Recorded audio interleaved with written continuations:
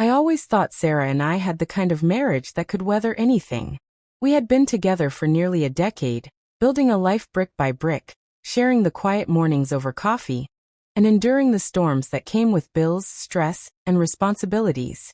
She was my anchor, or at least, that's what I believed.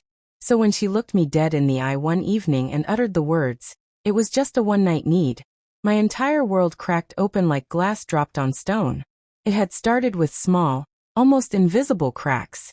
Sarah suddenly working late more often, claiming deadlines kept piling up. Her phone, once casually left on the kitchen counter, now never left her side. I brushed it off at first. I wanted to believe she was simply tired, maybe overwhelmed. But deep down, something gnawed at me, a quiet unease that I tried desperately to silence. One Friday night, she told me she had to stay over at her mom's because her mom wasn't feeling well. I kissed her forehead, told her to drive safe, and tried to bury the strange twist in my stomach. Hours passed. I couldn't sleep. Finally, I did something I had never done before. I opened her laptop. The screen lit up, and with it came the truth I never asked for. Emails. Messages. Words between her and another man that made my chest tighten, until I could barely breathe. The details were graphic, raw, and left no room for denial. I sat there in the dim light of our living room, staring at the screen as if maybe, just maybe, my eyes were lying to me. But the evidence was merciless. She hadn't just crossed a line. She had destroyed it completely. When she came home the next morning, I confronted her. My hands trembled as I held out the laptop, her words glowing back at her in cold black and white. For a moment, she froze.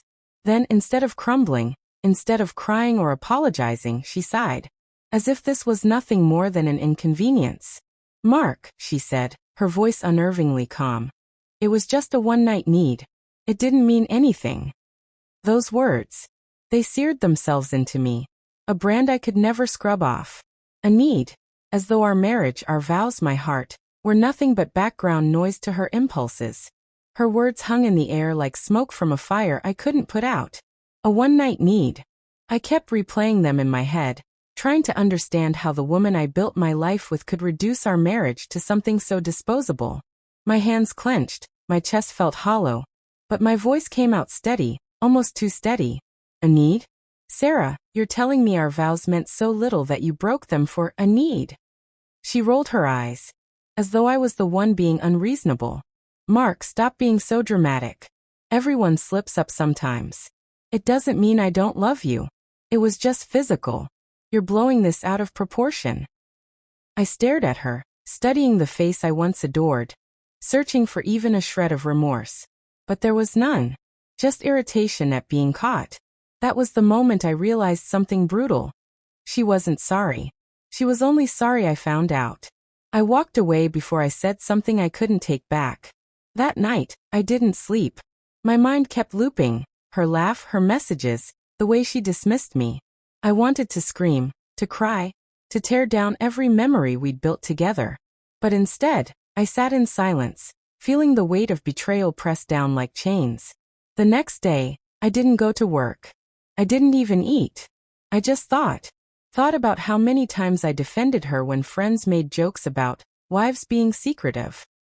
Thought about the nights I stayed late at my job to pay for the vacations she wanted, the car she insisted on, the little luxuries she claimed we deserved. Thought about how I trusted her completely, blindly. By evening, I confronted her again. This time, I wasn't trembling. "Tell me the truth, Sarah. Was it really just one night?" She hesitated, just for a second, but I saw it. That flicker of panic in her eyes before she masked it with indifference. "Yes. One night. That's all. Don't torture yourself over this. Let it go." Let it go. The audacity of those words nearly knocked the breath out of me. She was asking me to erase the betrayal, to pretend it hadn't carved me open. That was when something inside me shifted. The hurt remained, but beneath it, a cold resolve started forming.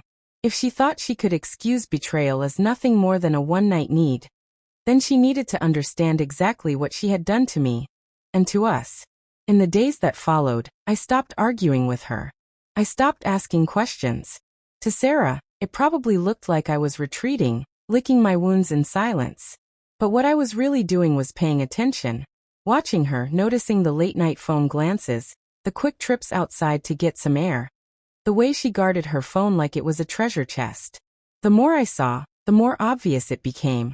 Her so-called one-night need wasn't a single mistake. It was a pattern, a choice. I began to plan, quietly, methodically. I wasn't going to explode in rage or chase her for explanations she'd never give honestly. No, I wanted her to feel what I felt. Every ounce of betrayal, every crack of trust collapsing beneath her. I started with distance. I stopped confiding in her, stopped filling the silence at the dinner table. My words became short, clipped, polite. When she noticed, she tried to play the part of the concerned wife. "Mark, why are you so cold lately? Can we talk?" I looked her in the eye and gave her the same indifference she had given me. "What's there to talk about, Sarah? You had a need. You filled it. Don't act surprised if I stop being the man who bends over backwards for you." Her face twisted with frustration, but she said nothing. That silence told me everything.